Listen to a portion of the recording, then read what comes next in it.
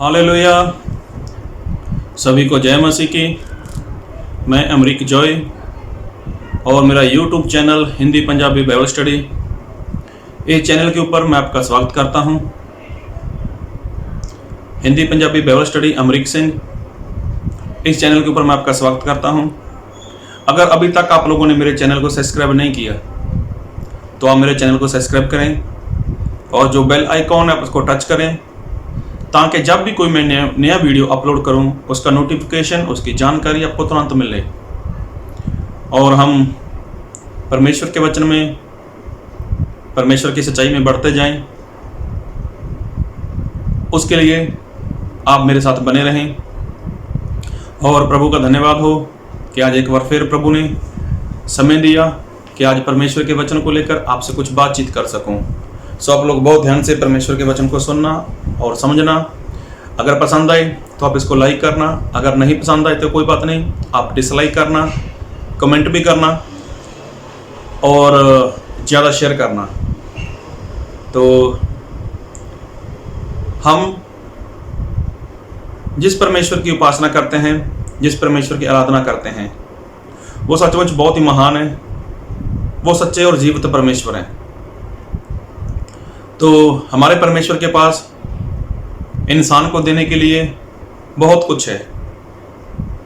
बहुत कुछ परमेश्वर ने इंसान के लिए रखा हुआ है और वो परमेश्वर देना चाहते हैं।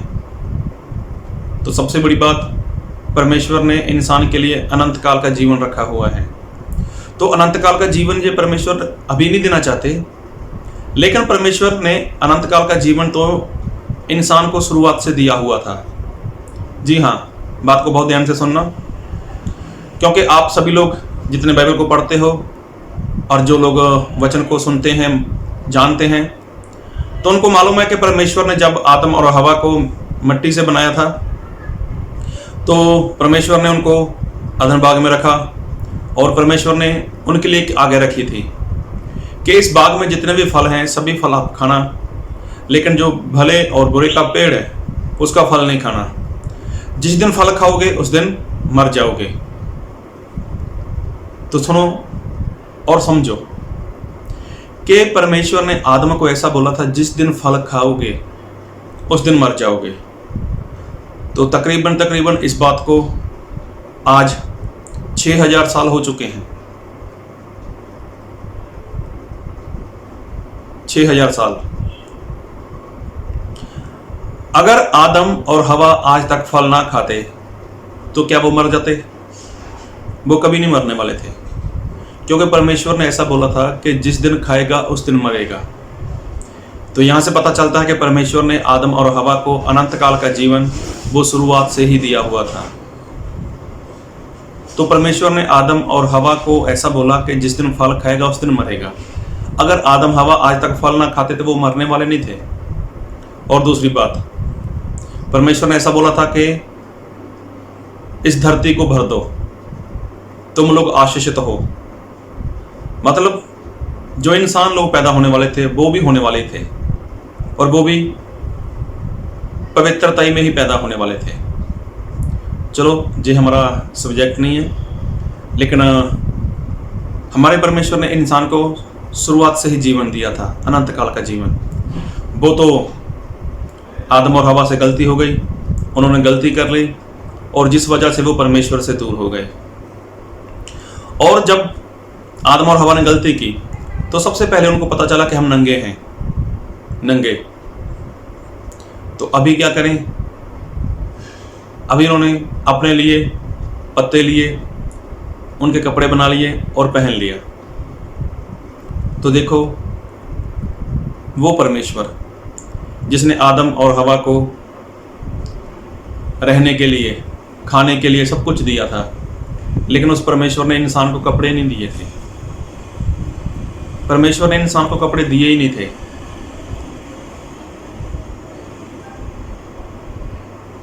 मतलब वो नंगे रहते थे।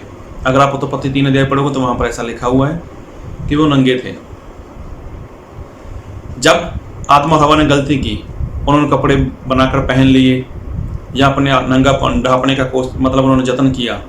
तो जब परमेश्वर से मुलाकात हुई, परमेश्वर दोबारा मिलने आए उनके पास, तो परमेश्वर ने पूछा, आदम, हे आदम। तो आदम ने ऐसा बोला कि परमेश्वर, मैं नंगा हूँ। तो परमेश्वर ने पूछा, किसने बताया कि तू नंगा है? अरे नंगा तो तू काफ़ी समय से था, जब से मैंने तुझे पैदा किया है नंगा तो तब से ही था, लेकिन आज कैसे पता चला कि तू नंगा है? तो देखो, परमेश्वर ने इंसान को कपड़े तक नहीं दिए थे, लेकिन आज जो इंसान कपड़े पहनते हैं ना,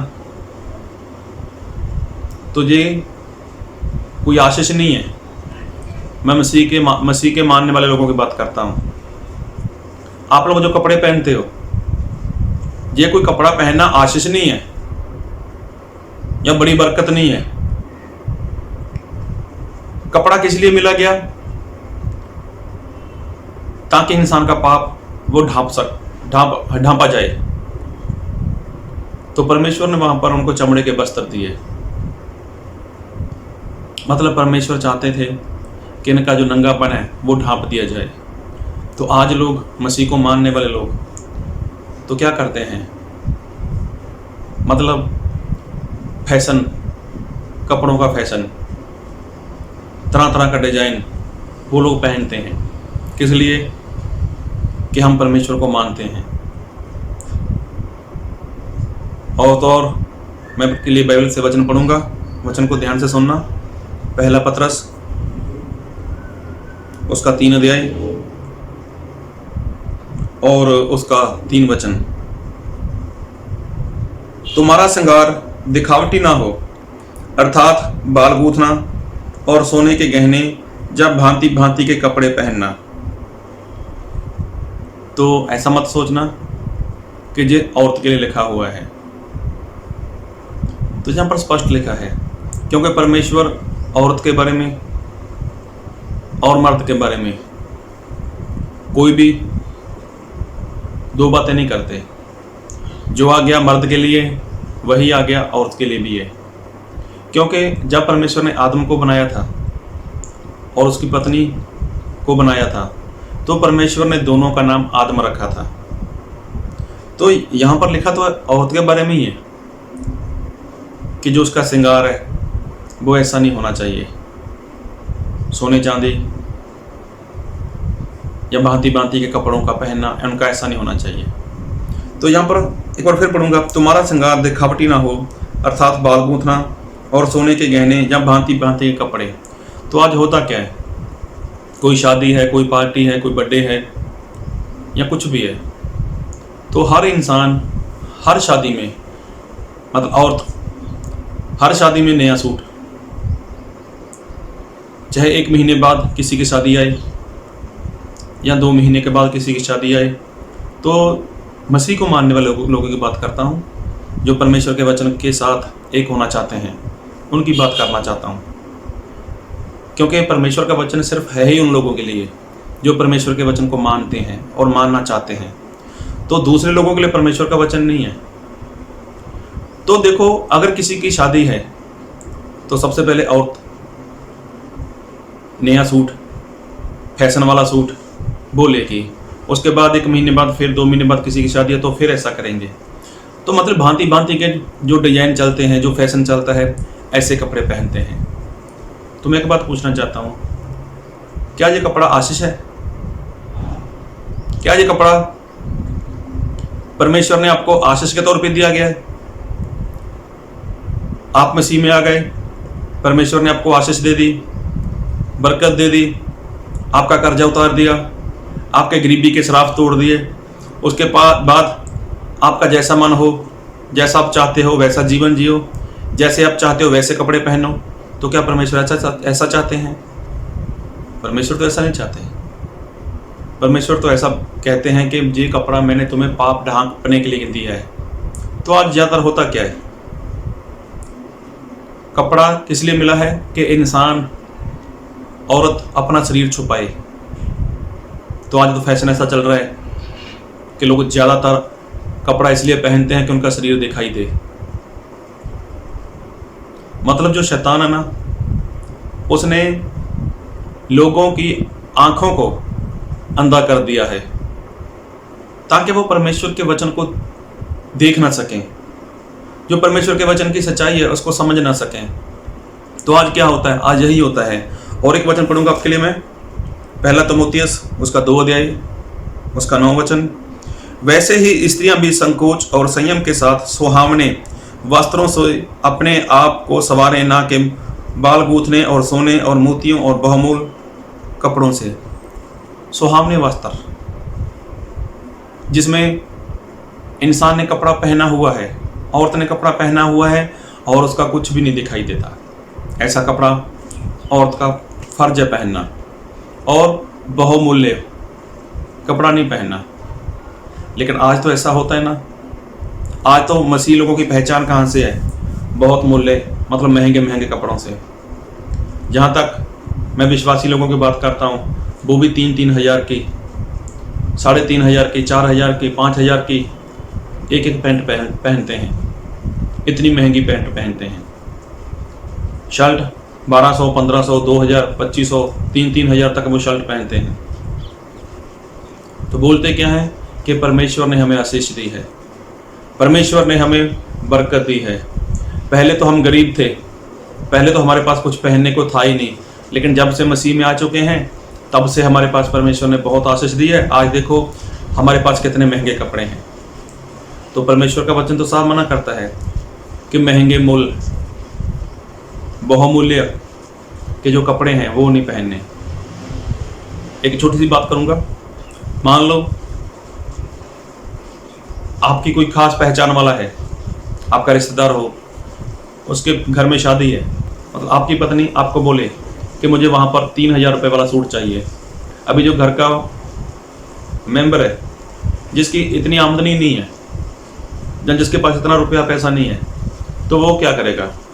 अपनी पत्नी को खुश करने के लिए, या फिर वो इस बात से डरेगा कि कहीं मेरे घर में झगड़ा ना हो जाए, तो वो क्या करेगा? वो कर्ज उठाएगा, पैसा लेगा, कर्ज से लेगा या लोन उठाएगा। तो उससे क्या होगा? उसको शादी में तो जाना है। शादी कितने टाइम की है? घंटे, 2 घंटे, 3-4 घंटे के लिए।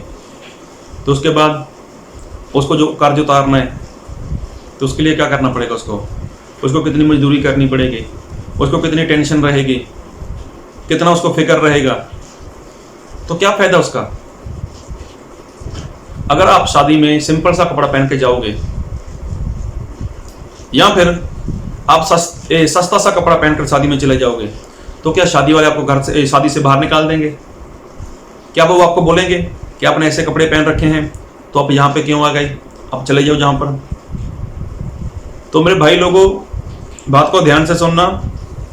जो आपको शादी में न्योता देता है, आपको पार्टी में न्योता देता है, तो वो आपको आपके कपड़े के हिसाब से न्योता नहीं देता। अरे अगर आपके साथ उसका रिश्ता है, अगर आप उनको अच्छे लगते हो, तो आपको वो न्योता देता है। अगर आप पुराने कपड़े में वहां पर चले जाओगे तो वो आपको निकालने वाला नहीं है।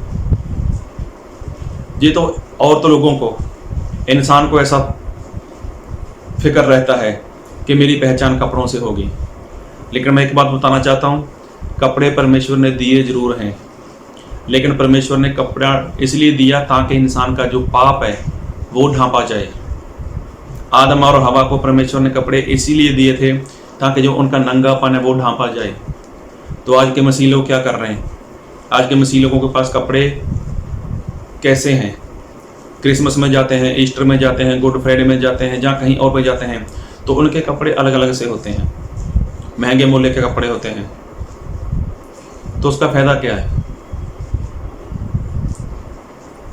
इसलिए आप मसीह में तो आ चुके हो, लेकिन फैशन आपने छोड़ा नहीं है, वो संसार की बातें आपने छोड़ी नहीं है। और एक बात वचन पढ़ूंगा आपके लिए,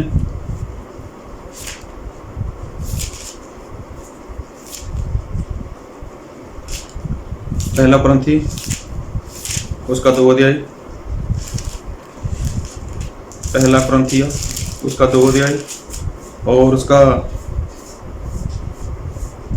12 वचन। परंतु हमने संसार की आत्मा नहीं, परंतु वह आत्मा पाया है जो परमेश्वर की ओर से है, कि हम उन बातों को जानें जो परमेश्वर ने हमें दी हैं। देखो, हमने संसार का आत्मा नहीं, परमेश्वर का आत्मा पाया हुआ है। तो अगर परमेश्वर का आत्मा है तो परमेश्वर की आत्मा की सुनो। बहुमूल्य वस्त्र, भांति भांति के वस्त्र, फैशन वाले वस्त्र, डिजाइन वाले वस्त्र, ये परमेश्वर को पसंद नहीं है। इसलिए आप परमेश्वर के आत्मा की आवाज़ को सुनो कि परमेश्वर आपसे क्या चाहते हैं। तो आप कौन सा मेरे पैसा लेकर कपड़ा पहनते हो, या आप लोगों ने कौन सा मुझसे पैसा मांगा है कि हमें कपड़े खरीदने हैं। लेकिन नहीं, ये परमेश्वर का वचन है। तो ये बात याद रखना कि परमेश्वर ने जो कपड़े दिए हैं सिर्फ और सिर्फ पाप ढांपने के लिए दिया है। तो महंगे मूल्य के वस्त्र, भांति भांति के कपड़े, वो परमेश्वर को पसंद नहीं है। आप कोई भी कपड़ा पहन लो, आप उसमें सुंदर लगोगे, क्योंकि मेरे परमेश्वर ने आपको अपने हाथों से बनाया हुआ है। तो कपड़ा आपकी खूबसूरती नहीं है, कपड़ा आपकी खूबसूरती नहीं है। आप खूबसूरत हो इसलिए वो कपड़ा पहना आपने, तो कपड़ा आपको खूबसूरत नहीं बनाता, लेकिन आपने पहना है ना, कपड़ा खूबसूरत हो जाता है। कभी जाना बाजार में, वहाँ पर ढेर सारे पुतले होते हैं, वो कपड़े उस पुतले को पहनाना, उसके बाद उसका फोटो लेना, फिर देखना, जहाँ उसको देखना ध्यान से, तो वो कहाँ कपड़ा उस पुतले पे जचता है। नहीं, वो कपड़ा आपने पहना है ना, इसलिए वो कपड़ा आपको जचता है। आप बहुत खूबसूरत हो, आप कोई भी हो, पुरुष हो औरत हो, परमेश्वर ने आपको अपने हाथों से बनाया है।